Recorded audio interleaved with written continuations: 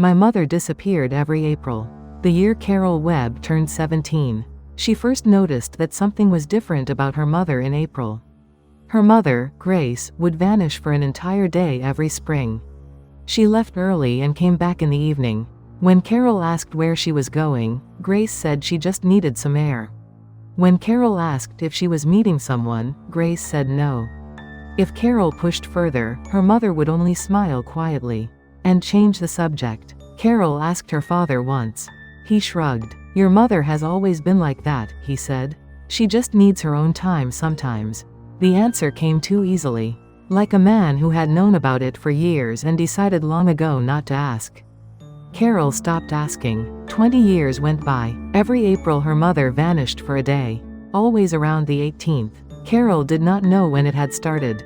It felt like it had always been that way, for as long as she could remember.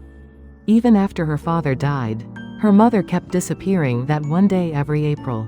The children begged her to stay. She quietly refused. "I have something I need to do. Don't worry." That was all she ever said. Carol's brother David thought she was visiting the family plot. People think about that more as they get older. Carol was not sure. The family graves were 2 hours away at most. But her mother left at 8 in the morning and was never back before 6. Her feet were sometimes swollen when she walked in the door. Feet that had traveled far. That spring, Grace called. "Carol, I got my test results today." "What test?" "For the memory thing. I told you I went to see someone about it." Carol felt her chest drop. "What did they say?" "Mild cognitive impairment. Not dementia yet. They said to take medication and be careful. Don't worry too much." After she hung up, Carol sat for a long time. Mild cognitive impairment. The stage before dementia. It could progress. And April was coming. Her mother would try to go somewhere alone again. On a bus. To somewhere unfamiliar. By herself. With a memory that was no longer what it used to be. Carol called David. "I think someone needs to follow her this April." David was quiet for a moment. "She'll hate that if she finds out." "I know. But I can't just let her go alone this year." April 18th. Carol parked on her mother's street before 7 in the morning and waited. When Grace came out with her bag, Carol followed at a distance. Staying back about 100 yards. Grace walked to the bus stop. Carol boarded the same bus and sat in the back, pulling her hat low. They rode for 30 minutes. The city fell away slowly, replaced by smaller streets. Then open land, then low wooded hills. Grace got off near the end of the route. Carol followed. Grace went directly to a second bus stop without hesitating. A local line. She knew exactly where to go. The bus came and they rode for another 20 minutes, deeper into the countryside. The trees were coming into leaf. Wild mustard bloomed yellow along the hillsides. The bus stopped at a small crossroads. Grace got off. She walked a short distance down a lane and Carol understood. Finally, where they were going. A cemetery. A small one, set against a hillside. Rows of modest stones among budding trees. Early spring grass just coming up around the markers. Grace walked into the cemetery without pausing.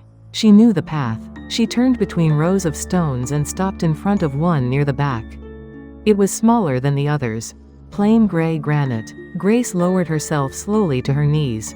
From her bag she took a small pot of yellow flowers and placed it in front of the stone. Then she pressed her hands together and bowed her head. She stayed like that for a long time. Carol stood far enough back that she could see but not hear. Tears came. She could not have explained exactly why, except that her mother looked very small from here, and the thought that this small woman had made this journey alone, every year for 20 years, was more than she could hold quietly inside. She walked forward. Grace opened her eyes and looked up. She was not surprised. "You followed me." "I'm sorry, Mom. I was worried." Grace looked back at the stone. Carol looked at it too. The name carved into it was Margaret Webb. Born March 11, 1987. Died April 18, 1987. 1 month and 1 week. Webb. Her mother's married name. A year before Carol was born. A child who had come before her and left before she arrived. Carol sat down beside her mother. The wind moved through the trees. They were both quiet for a while. Grace spoke first. "She was your sister." Carol stopped breathing for a moment. "Congenital heart defect. We didn't know until after she was born." They operated, but she was too small. Her heart was too weak. She lasted a month. Her mother's voice was steady. The voice of someone who had processed this alone for a long time. And arrived somewhere past the sharpest pain. Your father couldn't talk about her either. We both just stopped. Every time the subject came close, he would leave the room. I cried on my own and decided it was easier to keep it inside. That it hurt less not to say it out loud. And then that was just how it was. Mom, I didn't tell you because I didn't want you carrying it. I thought if you knew a sister had lived and died before you, you would carry that weight your whole life. I thought it was better for you not to know. Better to let you go through life lighter. Carol cried. You carried it alone, Mom. What about you? I'm all right. I come here once a year. It helps. I talk to her. I bring flowers. That's enough. Grace touched the edge of the flower pot gently. Maggie, your big sister followed me today. Say hello. Carol wept without a sound. Her mother was smiling. A warm and old and sorrowful smile. They sat together in the spring light for a long time. Carol took a cloth from her bag and cleaned the stone carefully. Dust from the winter was in the grooves of the letters. Grace adjusted the flower pot, tilting it toward where the light was best. Carol watched her and thought she did this every year. Alone. 2 buses. She cleaned this stone, put down flowers, talked to someone who could not answer, and then rode home. Every April for 20 years. And never once said a word. On the bus home, Grace reached over and took Carol's hand. Will you come with me now? Going forward. Every year. Grace held her hand tightly. It was small and cold. She had been sitting still for a long time and her fingers had gone cold. Carol covered it with both hands. Mom, what did Maggie look like? Grace thought for a moment. She had big eyes. Like yours. Like mine. Yes. Big eyes and long lashes. She was sleeping in the incubator and she looked so peaceful. I only saw her for a short time, but that's what I remember.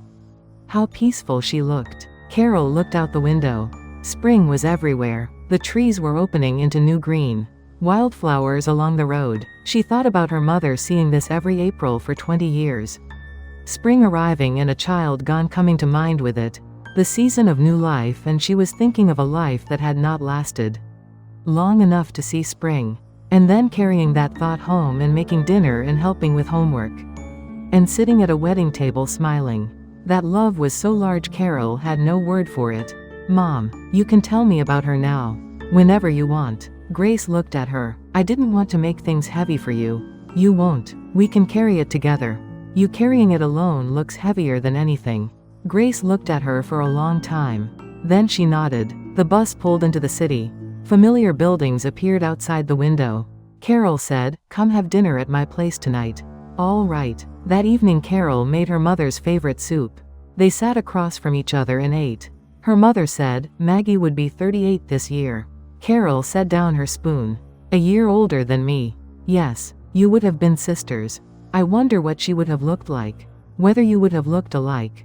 Grace was quiet for a moment, looking somewhere beyond the room. She would have been happy. Those 4 words stayed in the room after she said them. Carol felt the weight of what her mother had been imagining for 20 years. What if Maggie had lived? What would she have become? Would she have been happy? All of it carried alone, while Grace cooked meals and drove Carol to school. And sat at the graduation ceremony and smiled. The following April 18th came. Carol was at her mother's building early. Grace came out with her bag. The same yellow flowers inside.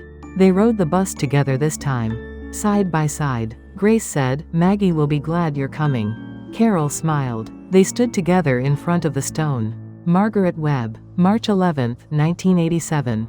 April 18, 1987. Grace placed the flowers. Carol took out a small brush and cleaned the letters in the stone. Both of them pressed their hands together. The spring wind came through.